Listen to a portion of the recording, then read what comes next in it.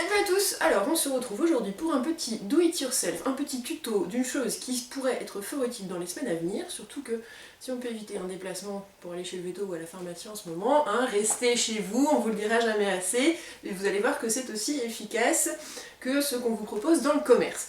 Il s'agit donc de fabriquer une pince à tiques, puisque l'époque revient et que vos chiens, vos chats et même vous pouvez attraper des tiques. Les tiques, on le rappelle, ça transmet la maladie de Lyme et c'est quand même très pénible.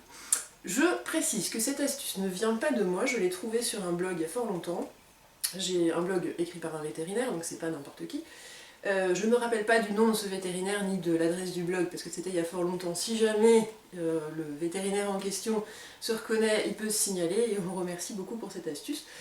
Donc, une pince à tiques. Vous avez besoin de choses très simples que vous avez chez vous. À savoir, ce genre de produit et surtout la petite bague qui ferme le sachet. Je sais pas comment ça s'appelle, mais c'est surtout les sachets de brioche, de pain, de choses comme ça. Donc vous avez besoin de ça, c'est l'élément principal. Vous avez besoin d'une paire de ciseaux qui coupent bien.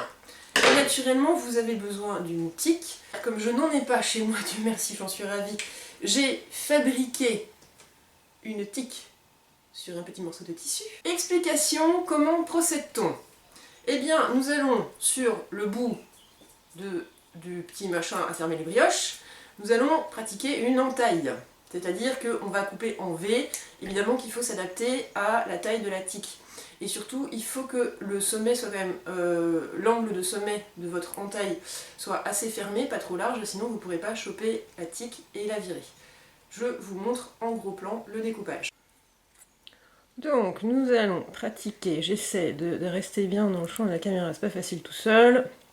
Nous allons pratiquer une belle entaille puisqu'il s'agit quand même d'une assez belle tique que je vous ai reconstituée. Et comme je vous l'ai dit, avec le sommet bien pointu et pas trop d'angle. Donc voilà, on a fait notre entaille, on va voir s'il faut l'agrandir un peu parce que c'est une très très grosse tique, on le fera. Ensuite, très facile, on replie la pince pour lui donner la forme du crochet que vous connaissez bien. Et maintenant, nous allons procéder à l'ablation de l'affreuse bestiole. Vous voyez que ça vous permet de crocheter exactement comme une pince à tique classique. Et surtout, vous tirez pas, vous tournez jusqu'à temps que ça vienne. Et bien sûr, à la fin, vous n'oubliez pas de désinfecter.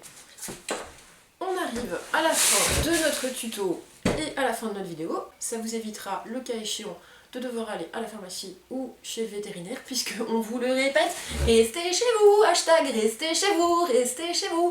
Là vous avez une bonne solution pour pallier un problème qui peut se présenter aussi bien sur vos animaux, donc regardez-les attentivement, que sur vous-même, étant donné que les tiques ne font pas de différence entre les animaux et les gens.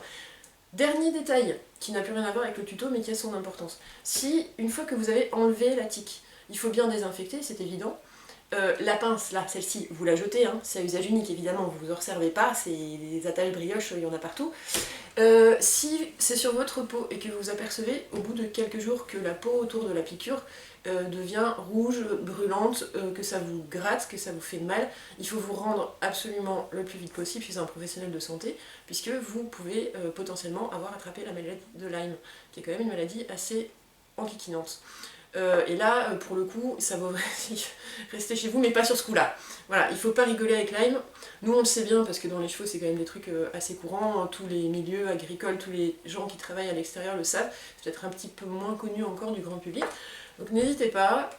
J'espère que ça vous sera utile, que ça vous aura été utile. Et je vous dis à bientôt pour peut-être un autre petit do-it-yourself aussi utile que celui-ci et qui vous permettra de rester chez vous. À bientôt, salut!